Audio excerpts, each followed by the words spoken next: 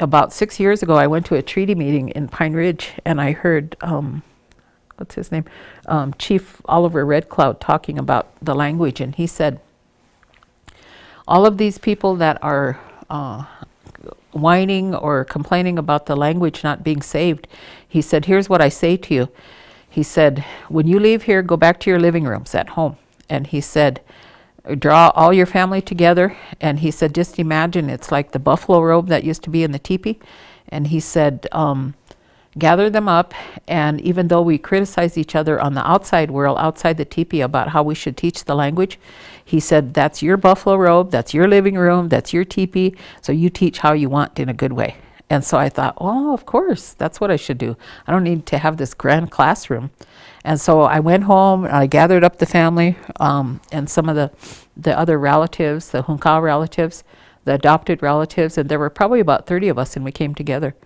And so that night, we went around the circle, and I asked all of them to make a wochunze, or a commitment to the language. And my little grandson, who was probably about 2 then, he was sitting on his father's lap, and we went around the room. And of course, he heard it 30 times because everybody said wochunze, wakagingta. So he heard the word wochunze, and by the time it got back to his father sitting there, he looked at him and he said, he asked him what he was going to say, and he said, wochunze. And so he knew the word by the time it was 30 times. So I made the commitment that I would work with them, and I've learned from that. We called it a wahokbi, or a language nest. And the research internationally says that these language nests are really successful because they're intimate, they're non-judgmental, and they're very encouraging in a circle format. And so I experimented with that. There were some things that I would have done differently, some things that I could have done better. But overall, I think it helped me overcome my historical trauma about the language. And I think it hopefully motivated the young relatives to go further in the language.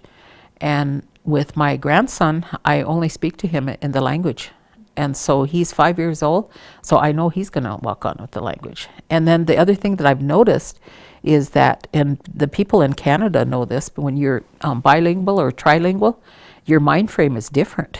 And and we all know that it expands your brain, but he's got such a view of the world that is so large, and he's only 5 years old.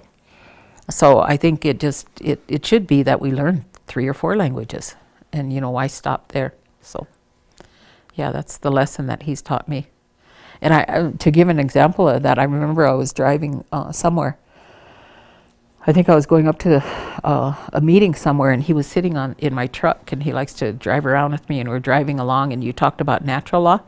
So he's sitting there looking out the window, and he sees all the maga, the geese, they're circling, and they're getting ready to go south. So he's looking there, and I saw him watching that, and he said, Henataku, what are those? And I said, maga, and magaksicha. And he said, And then he said, what are they doing?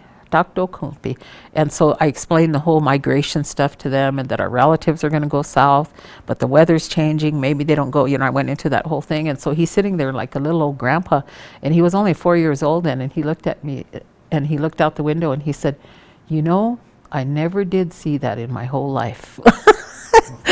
And he's only 4 years old. And then he said some of it in Indian too, but I think that kind of points out his worldview is real large, and it's tied to natural law. So. I love that image of And his name is Hekaka Washte Hukshina, or Pretty Elk Boy. So that's his Indian name.